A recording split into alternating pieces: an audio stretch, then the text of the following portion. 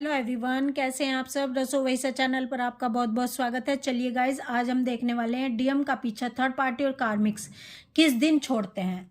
Please divine guide करें, please Radha Rani guide करें। DM का पीछा थर्ड पार्टी और कार्मिक्स किस दिन छोड़ते हैं। गाइज, अगर आप पर्सनल गाइडेंस या रीडिंग चाहते हैं तो आप मुझे 9520642716 नंबर पर व्हाट्सएप मैसेज कर सकते हो। चलिए देखते हैं गाइज। कार्ड आया 10 ऑफ सोर्ड्स का, the emperor, the hermit, S of swords, queen of cups, 9 of cups, 10 of swords, wheel of Fortune, queen of swords. देखिए गाइस, डीएम हो या डीएफ हो, ठीक है, डीएम हो या डीएफ हो, ये इम्पैथ होते हैं बचपन से ही, और इनकी लाइफ में जो कार्मिक्स हैं वो भर भर कर आते हैं, क्योंकि पास्ट लाइफ कर्मा इनका इनके साथ जुड़ा होता है। अगर इनसे डील करना है, थर्ड पार्टी और कार्मिक्स है, तो इनसे बहस करनी नहीं होती। इनसे जितना बहस करेंगे इनको उतनी ही एनर्जी मिलती चली जाती है और ये बहुत ही स्ट्रॉन्ग हो जाते हैं और डीएम डीएफ कमज़ोर पड़ते चले जाते हैं। जो हमारी डीएफ है, हमारी डीएफ हमेशा सही गलत बताने में लगी रहती है, क्योंकि हमारी जो डीएफ है ओवर फेमिनाइन एनर्जी में होती है, क्योंकि ये इम्पैथ होती है, ये गिविंग नेचर की होती है, इसके अंदर प्रेम करुणा बहुत होती है। अब जितना ये सही गलत समझाएगी उतना ही ये फंसती चली जाती है, क्योंकि जो कार्मिक्स होते हैं, जो तमोगुणी होते हैं, जो राक्षस प्रवृत्ति के लोग होते हैं, इनको सही गलत कुछ भी समझ नहीं आता। ये ओवर मैस्कुलाइन एनर्जी में होते हैं, ये प्रैक्टिकल होते हैं, ये दिमाग से डील करने वाले होते हैं। अब जो दिल से डील करने वाला है वो दिमाग से डील करने वाले को बताओ कैसे समझा सकता है, ये कुछ भी नहीं समझेंगे। तो इनसे डील करने के डीएफ के पास दो ही तरीके हैं, या तो चुप रहा जाए। अगर ये आपको कुछ भी कह रहे हैं, आपको कितना भी सता रहे हैं, तो आप चुप रहें ताकि इनको आपकी एनर्जी ना जाए। अगर ये आप पर, आपके शरीर पर किसी तरह से नुकसान पहुंचा रहे हैं और आपको परेशान कर रहे हैं, परेशान करना यानी आपको फिजिकली किसी तरह से परेशान कर रहे हैं, ठीक है, आपके शरीर को नुकसान पहुंचा रहे हैं, तो इनको इन्हीं की भाषा में समझाना होता है। तब तमोगुणी बनकर ही, राक्षस प्रवृत्ति में आकर ही इनको समझाना होता है। ये हमारे शास्त्रों में भी लिखा है कि अगर आपको कोई इतना परेशान कर रहा है कि आपके शरीर को नुकसान पहुंचा रहा है, तब आप प्यार से डील नहीं कर सकते उसके साथ। तब आपको राक्षस प्रवृत्ति में आकर इन्हीं की भाषा में इनको जवाब देना होगा। भले ही आप कानून का सहारा लो, भले ही आप इनको अपने तरीके से समझाओ, इनको वही भाषा समझ आती है, इनको प्यार की भाषा बिल्कुल भी समझ नहीं आती है, क्योंकि डीएफ और डीएम धर्म के रास्ते पर होते हैं।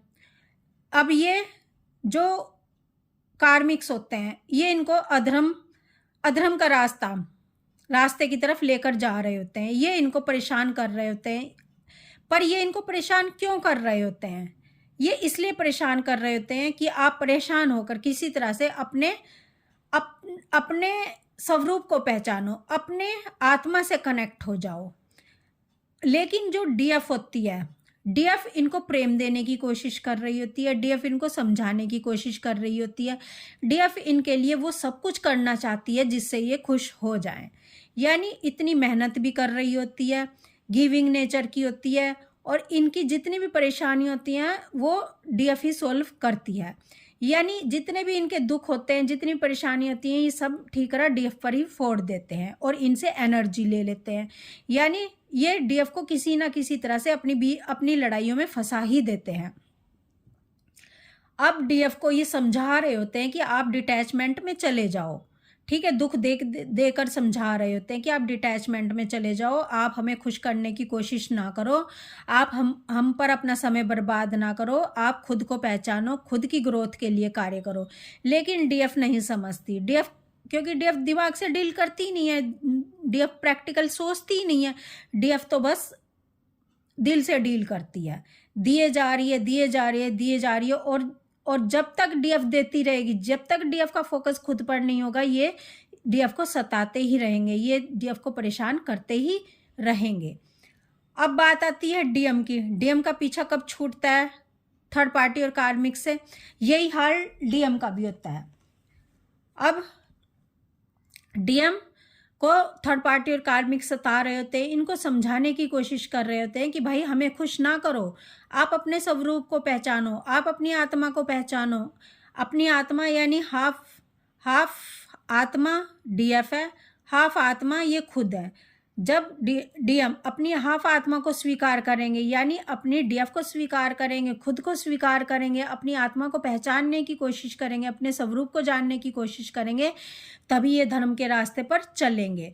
लेकिन ये तो अधर्म के रास्ते पर चल रहे हैं। ये तो अपनी हाफ सोल को छोड़ दिया इन्होंने खुद की भी हैप्पीनेस को छोड़ दिया।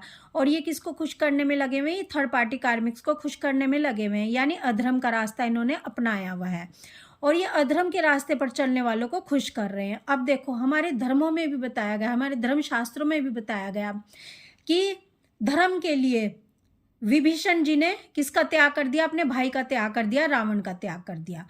और प्रहलाद ने धर्म के लिए अपने पिता का त्याग कर दिया, हिरण्यकश्यप का त्याग कर दिया।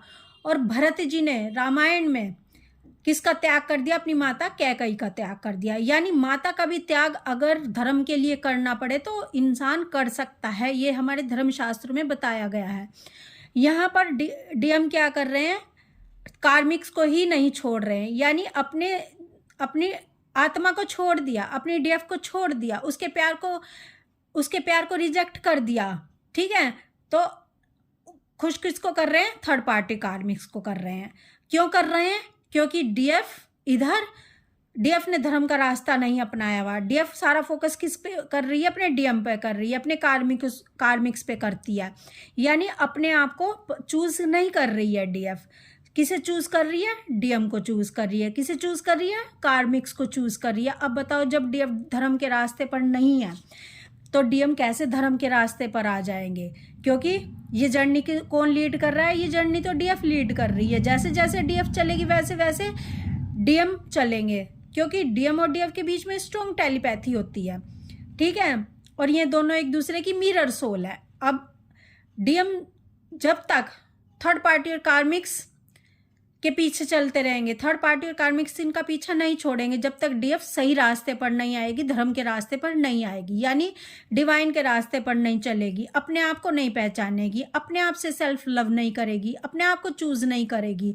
यानी डीएम को तो चूज कर रही है लेकिन अपने आप को छोड़ चुकी है, यानी अपनी आधी सोल को तो पसंद कर रही है लेकिन अपनी आधी सोल जो इसके अंदर है उसको क्यों नहीं चूज कर रही है? आधी सोल तो अपना स्वरूप पहचानना नहीं होता, आधी सोल तो अपने आप को जानना नहीं होता, आधी सोल तो अपनी आत्मा को पहचानना नहीं होता। क्योंकि आत्मा क्या? आत्मा तो परमात्मा है ना। तो आधी आत्मा को चूज करके बात नहीं बनेगी।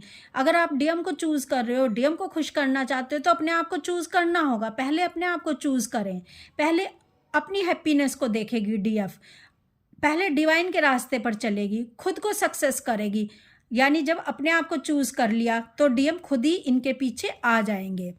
ठीक है, क्योंकि डीएम को तो एक्सेप्ट कर रही है। इसी तरह से डीएम अगर अपनी डीएफ को चूज नहीं कर रहे हैं, ठीक है, अपनी डीएफ को चूज नहीं कर रहे हैं, कार्मिक्स को चूज कर रहे हैं, ठीक है, अपनी खुशी नहीं देख रहे हैं, कार्मिक्स की खुशी देख रहे हैं। अगर डीएम सारी दुनिया की खुशियां भी कार्मिक्स पर लुटा दे, थर्ड पार्टी पर लुटा दे, तब भी ये खुश नहीं होने वाले। क्यों खुश नहीं होने वाले? क्योंकि जो डीएफ इनको धर्म के रास्ते पर डालना चाहती है, शास्त्रों में भी लिखा है कि जो आपको धर्म के रास्ते पर लेकर जा रहा है, भले ही वो आपका कुछ भी लगता हो, ठीक है, वही आपका अपना है। भले ही उसके लिए आपको अपनों को भी छोड़ना पड़े, अपनों को भी त्यागना पड़े, आप त्याग दो, आप इसमें संकोच मत करो। ठीक है, यहाँ पर बात फिजिकली पास जाने की नहीं हो रही है, यहाँ पर मन की बात हो रही है। मन से आपने एक्सेप्ट किया नहीं किया, मन से आप डिटैचमेंट में आयो या नहीं आयो कार्मिक्स थर्ड पार्टी से, मन से आपने अपने प्यार को चूज किया नहीं किया। क्योंकि आत्मा परमात्मा को पहचानना फिजिकल बॉडी का काम नहीं है, मन का काम है। मन को लेके जाना है ईश्वर की तरफ, मन को लेके जाना है डिवाइन के रास्ते पर। सारी गेम मन की है, क्योंकि मन किसके इशारे पर चल रहा है? मन तो चल रहा है, मन के इशारे पर बॉडी चल रही है, ठीक है। बॉडी तो वहीं जाएगी ना जहां मन चाहेगा। अब मन का डिटैचमेंट जरूरी है। अब डीएफ अपने पहले खुद को चूज करे, खुद को सक्सेस करे, खुद की हैप्पीनेस को चूज करे, तो डीएम अपने आप डीएफ के रास्ते पर चलने शुरू हो जाएंगे। डीएम खुद अपनी डीएफ के पीछे पीछे आ जाएंगे। और जिस दिन डीएफ ऐसा करेगी उस दिन डीएम थर्ड पार्टी कार्मिक्स को चूज नहीं करेंगे। उस दिन डीएम खुद ही अपनी थर्ड पार्टी कार्मिक्स को छोड़ देंगे और अपने धर्म के रास्ते पर आ जाएंगे, अपनी डीएफ के रास्ते पर आ जाएंगे, अपनी आत्मा को चूज करेंगे, यानी डीएफ को चूज करेंगे। उसके लिए डीएम को सोसाइटी के बिलीफ सिस्टम को और डीएफ को भी सोसाइटी के बिलीफ सिस्टम को छोड़ना होगा। सोसाइटी का बिलीफ सिस्टम कहता है कि भाई मैरिज करना ही असली चीज है। मैरिज करना असली चीज नहीं है। असली चीज आत्मा से आत्मा का मिलन है, रूह से रूह का मिलन है। जब रूह से रूह मिल गई, आत्मा से आत्मा मिल गई, तो यही शादी हो गई, यही सब कुछ हो गया, यही परमात्मा से मिलन हो गया, यही आत्मा और परमात्मा का मिलन हो गया, यही धर्म का रास्ता हो गया जो धर्मशास्त्रों में बताया गया है। यानी अपने स्वरूप को जान लिया, अपनी हाफ सोल को जान लिया। तो गाइस, अपने सोसाइटी के बिलीफ सिस्टम पर मत चलो। ये देखो कि धर्म क्या कहता है, सच्चाई किस तरफ है, परमात्मा किस तरफ है, ये देखना है। और इसीलिए डीएमडीएफ को फेलियर मिलता है, क्योंकि ये धर्म के रास्ते पर नहीं चल रहे होते। ये खुद को स्वीकार करें, खुद को एक्सेप्ट करें पहले डीएफ, फिर डीएम भी अपनी डीएफ को एक्सेप्ट कर लेंगे, फिर डीएम भी थर्ड पार्टी कार्मिक्स को चूज नहीं करेंगे और डीएम को थर्ड पार्टी कार्मिक्स उस दिन ही पीछा छोड़ देंगे जिस दिन डीएम समझ लेंगे कि मेरी डीएफ कौन है, अपनी आत्मा को पहचान लेंगे। तो गाइस, ये सारी जो चेन बनी हुई है डीएफ के हाथ में है। इस ट्विन फ्लेम जर्नी को लीड करने का जो डिवाइन ने सब सौंप रखा है वो डीएफ के हाथ में है। जब डीएफ धर्म के रास्ते पर चलती है तो सारी चेन बनती चली जाती हैं और डीएम भी अपनी डीएफ को एक्सेप्ट करना शुरू कर देते हैं और थर्ड पार्टी कार्मिक को रिलीज कर देते हैं।